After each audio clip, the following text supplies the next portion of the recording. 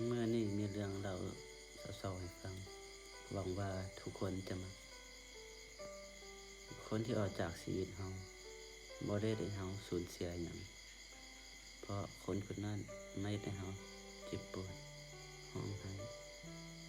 เมื่อคนคนนั้นออกจากชีวิตเฮานั่นเป็นสิ่งที่ดี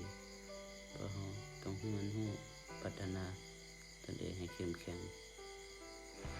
ต้องขอบใจด้วยซ้ำที่ทิ้งเฮาไปแต่เขามา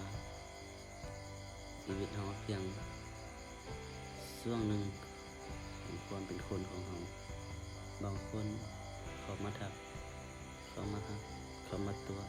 แต่สุดท้ายก็จากไปการที่เขาจากเฮาไปก็รู้สึกเจ็บปวดทรมานแต่ในเมื่อคนที่จะไปห้ามจังได๋ก็บ่อยู่เฮาก็ควรปล่อยไปในเมื่อเขาบ่ต้องการเฮาก็ควรปล่อยเพราะเวลามันจะรักษาทุกสิ่งเองบ่ต้องไปร้องขอความเห็นใจจากไผในเมื่อเขายังเดินด้วยสองขาของเขาเองในเมื่อเขาบ่ต้องการเขาแล้วก็บ่มีความหมายที่จะไปดึงไปรั้งเขาไว้หักส่ำใดเขาก็ต้องปล่อยไปในเมื่อมันบ่แม่นคนที่เขาตามหาเฮ็ดจังได๋ก็บ่แม่นมันก็ต้องยอมรับความจริงถึงสิได้มาเป็นแฟนแต่พอเลิกกันไปต้องเจ็บแน่นอนหักหลายเจ็บหลายบ่หักบ่มีใครช่วยเฮาได้นอกจากตัวเฮาเองมือเดียวเฮาคิดได้มันจะผ่านพ้นไปแต่ฝากบอกว่าเราบ่ต้องพยายามและตามหาเขา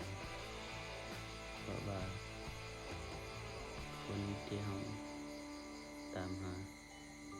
คิดว่าแม่นนี่แหละแม่ของลูกอาจจะบ่แม่นเราต้องอยู่เป็นตัวของตัวเราเองบ่แล่นตามไผอยู่ซื่อๆแต่เฮาอยู่มากันใหญ่อย่างน้อยบ่มีแฟนเราก็ยังอยู่ได้คิดเอา